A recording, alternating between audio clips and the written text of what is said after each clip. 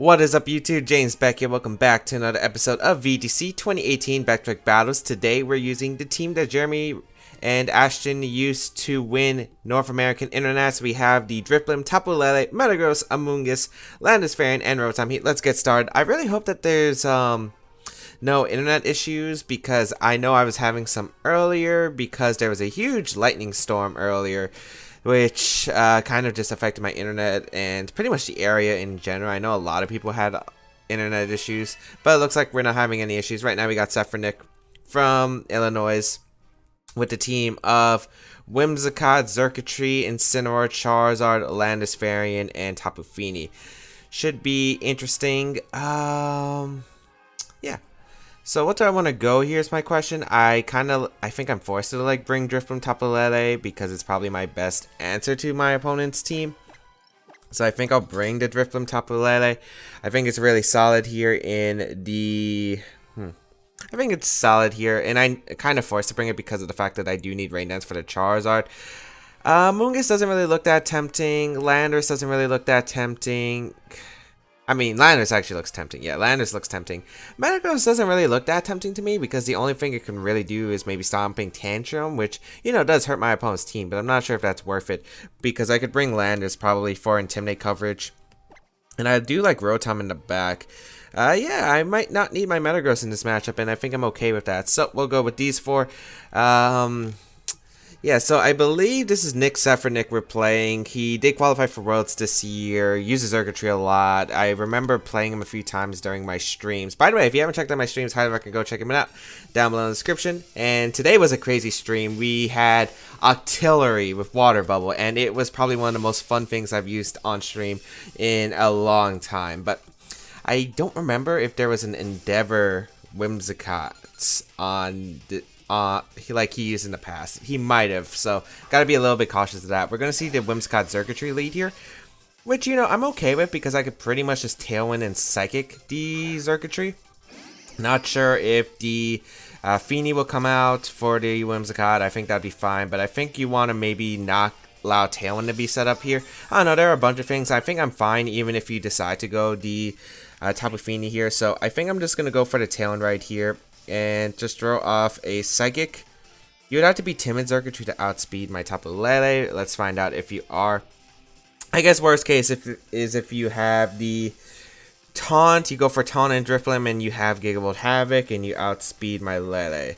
That would be very situational, so let's see if that is going to be the case. Because if it is the case, I guess it could be really bad here. But it's not like I have another play regardless, because even if that happens, like, I just lose a bunch of momentum here. We're going to see the Whimsicott switch out. Is that going to be the Fini? Yep, so maybe I should just click Moonblast instead. Moonblast might have been better, or maybe just Shadow Ball here. But I think, I don't know, this is Life Orb Psychic. We'll still do a lot of damage. If not, maybe pick up the knockout on Xurkitree. We're going to see the double switch actually, so Xurkitree going to switch out into Incineroar. Okay. I can respect that. Incineroar coming in isn't too big of a deal, I feel like. I'm not really too worried about the Incineroar. I do have a Landorus in the back. And yeah, I will be able to get a free Tailwind up. So my Pokemon are going to be faster than my opponents for the next few turns. I probably should have Moonblasted the Incineroar though. That's, I guess, a little bit greedy how I went for it. But I guess it's not too bad. I could throw off a Shadow Ball into the Fini. Probably just protect my Lele turn one. I am going to be wasting a little bit turns of Trick Room, but I don't want to lose my Lele. Lele is really good damage output against my opponent's team. And yeah, we'll see what my opponent goes for. Fake out into Tapu Lele, it looks like, and maybe a Calm Mind from the Fini. I could definitely see that. Or I could just see my opponent throwing off Muddy Waters just for damage onto my team. Shadow Ball does a good amount. We are going to see the Calm Mind here. So I could have got a free switch into like my Rotom or my Landorus, but I didn't think my opponent would allow me to get that potentially. So yeah, that's a little bit frustrating, but I guess not the worst case. I can still throw off a Shadow Ball into the Tapu Fini slot.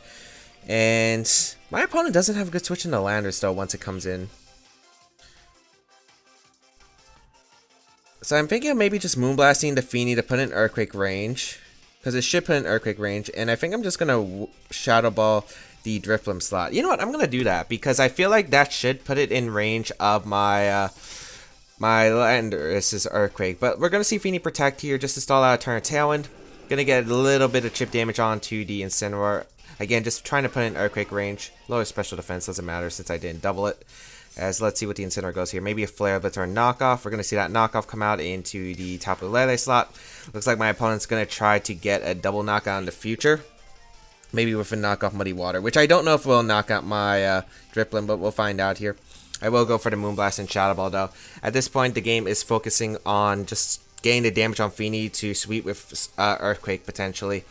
And that is definitely going to be my play here. We're going to see Incineroar retreat here into the Whimsicott. Okay. That does make sense. Let's see what my opponent decides to do with the Feeny. We'll probably just stay in and probably just draw off a Muddy Water. A Shadow Ball going to come out into the Feeny. Oh, that's a crit. So, that's actually not ideal because I really wanted... well, we get a special attack drop. I guess that's not too bad.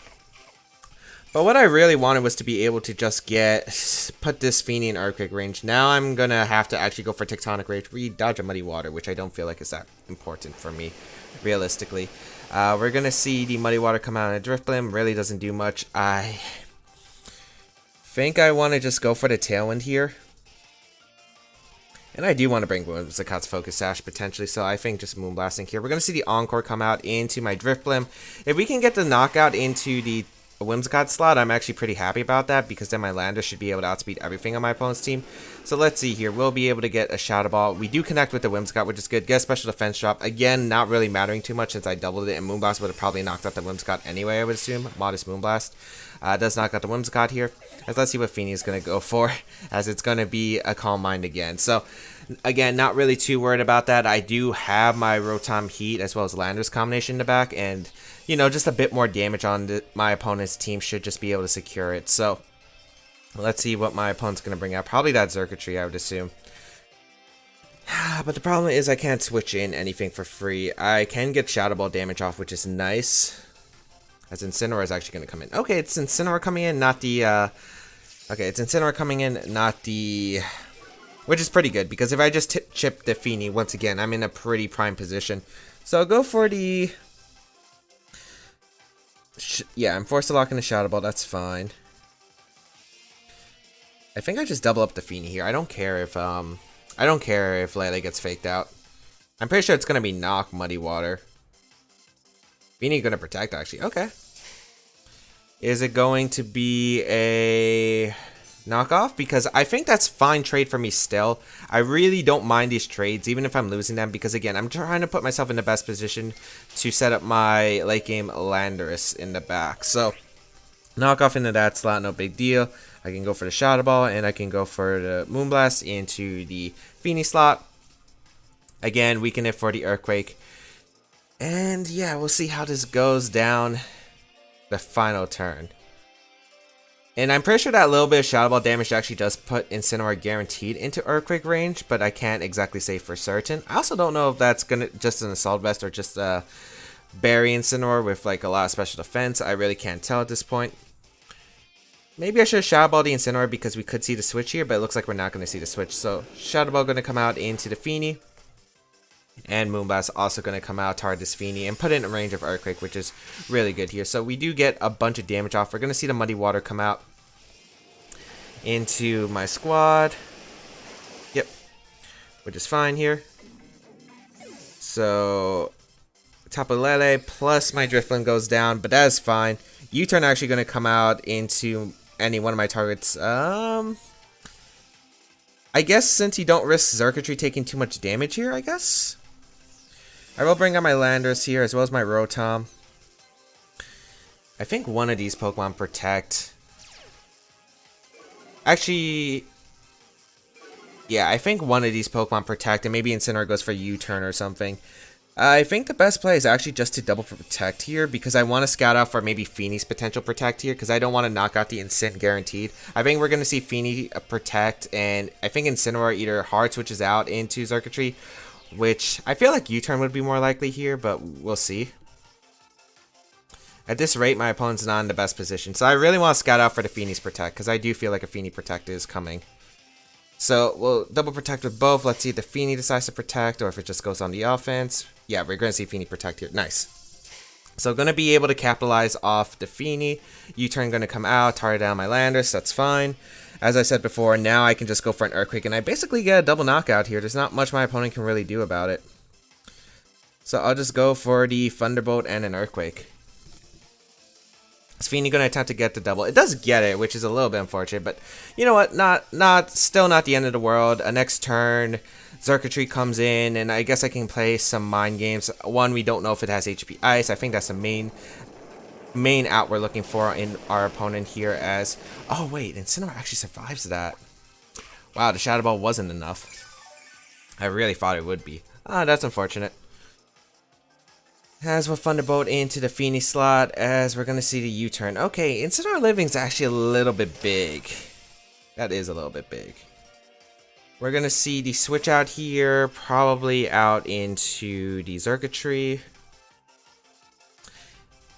If you know the team, you know I'm Adamant Landorus, but you also know I have Ally Switch Rotom. I'm not sure, because I feel like you wouldn't expect Ally Switch in my position.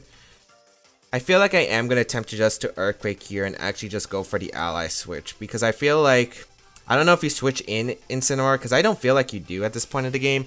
I feel like you're going to try to get a KO if you can. So I'll go for the Ally Switch here. Because I really don't expect you to HP Ice my Rotom, but that would be a really nice play if you did.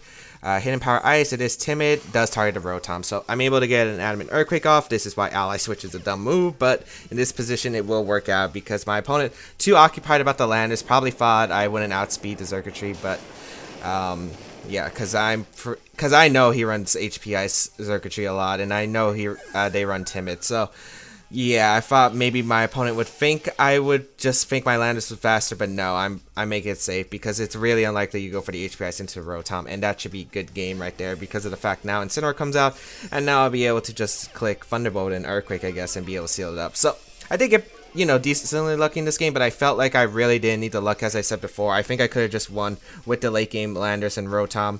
The extras were just extras on top. I really don't think I needed much of them. And yeah, like, especially like that crit that I got on the Feeny, I really didn't need that because I wouldn't have needed to proc the berry on the Feeny. So Earthquake just going to come out, knocks out Incineroar, and that's going to be good game to my opponent. So that's just me knowing what my opponent tends to run, which is pretty big information to know. My opponent does love the HP Ice Circuitry.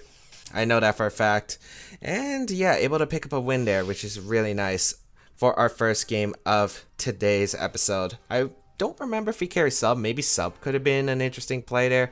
But then again, you don't really want to sub there because if I just Earthquake, you're in a really terrible position. So yeah, I understand my opponent having to go for the HP Ice play. And again, it's like sometimes you forget that this team does carry Ally Switch, which is pretty big to know because the Ally Switch gives you an extra out if you know, have some trouble. And I couldn't get Landorus under Tailwind, unfortunately, so I was forced to go for the Ally Switch mind game afterward. But luckily, able to pick up the win. And yeah. Ally Switch is such a dumb move. By the way, I did forget to mention that tomorrow I will be, well, maybe when you're watching this video, like if you're watching this video on the day it's uploaded, the day after, which is the Saturday, is actually my birthday tomorrow, which is my birthday, and I'll be actually doing a birthday stream. So if you want to come hang out and chill, just say happy birthday. I don't really celebrate my birthday, but you know what? I thought it'd just be fun. So you know what? Why not? I'm gonna do my first birthday stream as we got Francisco or Francesco? I don't know. Francisco. I don't know. There's an I. I feel like Francesco is with an E. But we're gonna see the Snorlax, the Tapu Koko, the Incineroar, the Charizard, Cresselia, and Krookodile. So yeah, let's see how this is gonna go. Unfortunately, this is a game I have to bring Drifblim because if I don't bring Drifblim, I 100% lose here. So I'm gonna bring the Drifblim, Tapu Lele. 100%. Landorus is good here. I definitely want to bring Landorus. And then the last Pokemon's up in the air. I like Metagross quite a bit, but I also kind of like Amoonguss because of the fact that I could just go for Spores. Rotom Heat isn't that bad either because of the Fire Resist, which is, you know, not bad at all. I like Amoonguss a little bit more. I don't know. Metagross puts on a lot more damage output pressure, while Amoonguss gives me a bit more control pressure.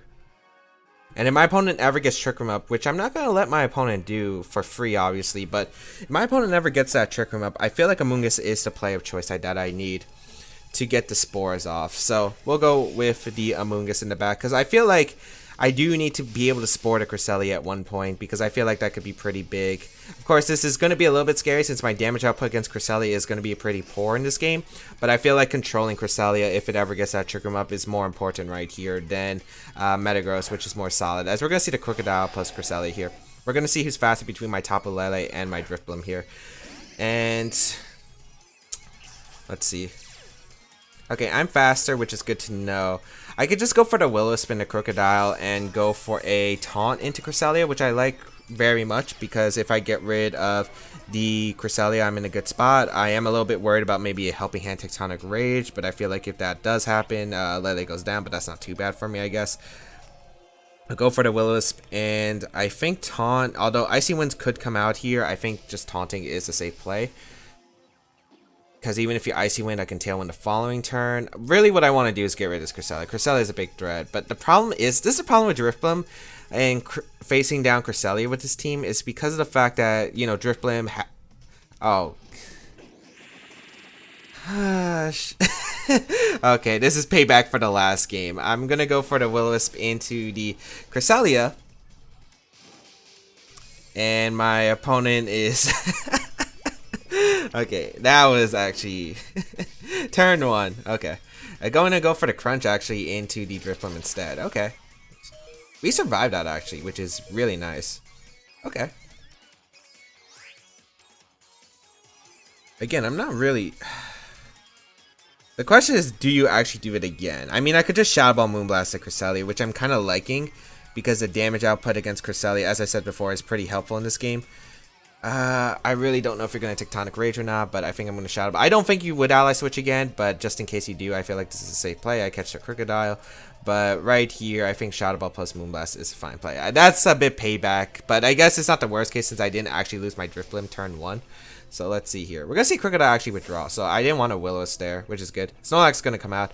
I guess I wish I kind of taunted now. As Shadow Ball going to come out into the Krookodile slot. Decent damage. Decent damage. Moonblast is going to come out. Big damage. Does reveal the berry. This is why I brought a Moongus, because I kind of need a Moongus for this. And Trick Room is going to go up. Oh, Ice Beam. Okay. I'll take that. That's definitely not bad for me. Okay. So, there is one problem with that, and if it's Timid Charizard in the back, this is going to be a really problematic matchup to handle. But Amoonguss is looking pretty nice here. So I can bring out Amoonguss, and I guess I could Spore the Snorlax. And go for a Moonblast into Krookodile. I wonder if I Psychic Krookodile. No, I Moonblast here. I guess you could Ally Switch again, realistically. Like, Krookodile can always Ally Switch. But we're going to see Krookodile switch out, which is also fine. Into Tapu Koko. Okay, Tapu Koko doesn't actually like the Moonblast here. Moonblast actually, I think, KOs Tapu Koko with Life Orb. Or it's a roll. I'm pretty sure it KOs though. Modest Moonblast? Oh yeah, it KOs. Let's see what the Snorlax goes for. It's going to be... Let's see if it's faster than my Amoonguss. My Amoonguss is actually faster, so it's min-speed Snorlax, it looks like. Gonna go straight for the return actually in the Tapu Lele, which is alright for me. Yeah, that's fine for me. Yeah, I don't really mind that turn. No Charizard in this matchup. I will gladly take it. Late game with Charizard was the most problematic, but it does make sense he did bring Koko because of the fact that Amoonguss could have been problematic. I do get rid of Koko, which is great because that's the only thing that really outspeeds me. Krookodile is going to come out here, which isn't too bad, I think. Actually, it is kind of bad. It is kind of bad, isn't it?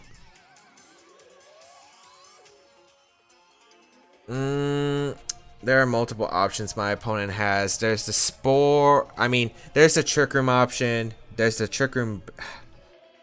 Actually, no. The best play is to Rage Powder here and taunt the Krookodile. Actually, yeah, that's the best play here because I don't get knocked out from if Amoonguss. You're gonna Ally Switch? Okay. Unless you're Earthquake Snorlax, I really don't mind this. So I'm going to Rage Powder because here's the reason why I'm Rage Powdering. I do not want... The reason why I'm Rage Powdering is because... Okay. Huh. I really thought you would Trick Room there. Maybe you think my Amoonguss speed ties and you don't want to risk the clear smog factor? I guess I'll just Rage Powder again. Moonblast the Cresselia? It was Krookodile on the back. Yeah, I can Moonblast the Cresselia. I don't want to risk like Icy Wind or anything, and just a chip on Cresselia is pretty useful. And I don't think Psychic in a return should knock out a Amoonguss at this range. So let's see what's going to come out here. Moonblast's going to come out, weaken the Cresselia. If I weaken the Cresselia for Landorus, I feel really good about my position. Yeah, and we get Special Attack Drop, which is even, you know, which is really nice here. As Ice Beam is going to come out, which isn't really going to do too much to my Amoonguss. Yeah, especially with the Special Attack Drop and just a return. Okay, perfect. Gets a crit. A little bit unfortunate, but not, again, not the worst case. Because I can still Rage Powder with Amoonguss and just Moonblast Cresselia. And once Cresselia goes down, I get a free switch into my Landorus. And Landorus is looking pretty good here. I'll also live another hit of Life Orb. And if you ally switch, you know, the burn's going to eventually take you out. So I think I'm fine with this trade. No matter what, especially since the Snorlax can't actually go for Belly Drum right here. So Moonblast will come out into the Cresselia. And Electric Terrain is going to end soon. So just a return going to come out into the Amoonguss. Which does survive barely, but Relax Amoonguss putting in some work. Going to be able to heal with its berry. And Taunt is going to wear off for the Snorlax, which is fine because here comes the Krookodile. And I can just Moonblast the Krookodile. We know it's not Choice Scarf. We know my Tapu Lele will be able to outspeed the Krookodile because of the speed tiers from earlier, unless we speed type for some reason. But Krookodile does have lower base speed than Tapu Lele, so I really doubt it. And this is the last turn of Electric Train, so that means I can Spore the Snorlax the following turn. So I'll just go for the Moonblast here and Rage Powder because I don't want Protect Return happening. So I'll go for this play no matter what. I do feel like that this is the most... Like, this is the best play. I really wonder where the Z move is, if it's on the Coco or if it's on the Krookodile, or maybe it's on both. I guess the question is, does this Krookodile maybe have a Z move? Moonblast just knocks out Krookodile, so the Krookodile goes down, and yeah, that's really nice. So Tapu Lele will go down. We're going to see the Snorlax go for the Belly Drum right here, which I am completely okay with. Do I risk? I'm trying to think. If Snorlax had the spread move, it would have went for it earlier, right? Because of the fact that a spread move would have actually been useful to knock out my Lele, so your Krookodile could have done work. I bring out Landorus here, which is my last Pokemon. I can Swords Dance, Rage Powder, which I think is my safest play. Even if you have a spread move, it has to be Rock Slide, and Rock Slide wouldn't knock out my Landorus unless you crit here. And then I can +2 Tectonic Rage, and even if you Protect on Snorlax, the Tectonic Rage should Protect into single target Earthquake, I think should knock out the Snorlax. Yeah, I think that's the play I go for. At least go for here. So, Rage Powder. Because even though I think I know I'm faster than Amoonguss, I don't have to risk in case the Snorlax was actually not mint speed and it's like one speed EV alongside Amoonguss. Because Amoonguss and Snorlax have the same speeds tier, right? And this Amoonguss actually has like 2 IVs or something in speed. So we either speed type with the Snorlax or we're guaranteed fast. I don't know if that's confirmed. But yeah, now I can go for the Tectonic Rage right here into the Snorlax. I will just go for it because it will be able to knock out Snorlax. Even if it protects, I feel like the single target Earthquake afterward, like after this Tectonic Rage, should be able to knock out. Because this Z move hurts. This is going to do easily at least 30, I believe. Although, if I don't actually KO the Snorlax afterward, then it was a misplay not to just attempt to clear Smog. Maybe Protect Landorus and clear Smog was the play. No, because you might also still target Amoonguss because you might be worried about Spore potential. So, yeah, it does like 40. There's no way single target Earthquake does not KO at that range. It has to, right? Let me think. Tectonic Rage, that did 45. Through Protect. Yeah, there's no way Earthquake doesn't KO. So Earthquake gonna come out. That should be able to knock out Snorlax, I would assume. Yep. Okay, and that's going to be a good game to my opponent. So, turn 1 with ally switch to get me back for the ally switch I pulled in the last game.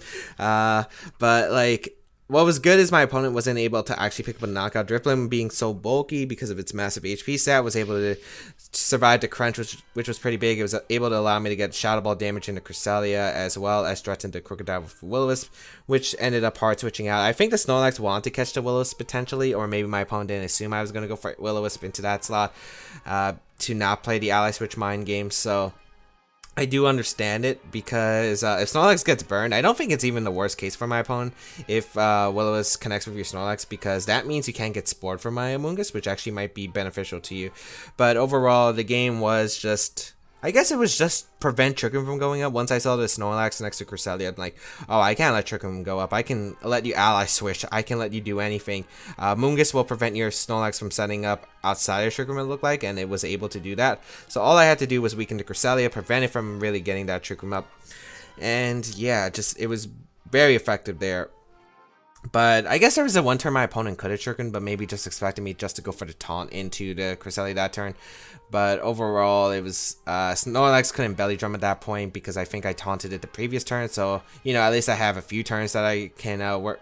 I don't have to worry about it. I could just maybe send out Landers at that point in time, because Krookodile would have been really low at that point, because it was like a really red HP. I could have been able to Swords Dance with my Landers in the back and just Rage Powder redirect with Amoonguss, and even by the time Snorlax was able to set up a belly drum, my Landers would have been set up ready to go, because Krookodile really couldn't slow it down. Swords Dance Landers was my win condition in that game, and yeah, luckily Drifblim Lele was just able to pick up a lot of damage on my opponent's team. Amoonguss was really helping against the Snorlax, and then Landers was able to clean up in the end game, which, you know, worked out. So, hope that everyone enjoyed today's episode of VGC 2018 Baek Battles. If you did like it, please like down below, show some support, as well as you can check out the rest of my stuff down below in the description, such as my social medias, the side series on my channel, all that good stuff will be linked down below in the description, as well as the Twitch channel, as I said before, if you want to go say hi on the birthday stream that I'm going to be having, as well as, you know, other stuff, I guess. But hope everyone enjoyed. You can check out Jeremy and Ashton down below, as well as if you do want to try out the team alongside me, all the information will be pasted down below. Otherwise, have a great day, people, and until we battle again, I'll catch you all later.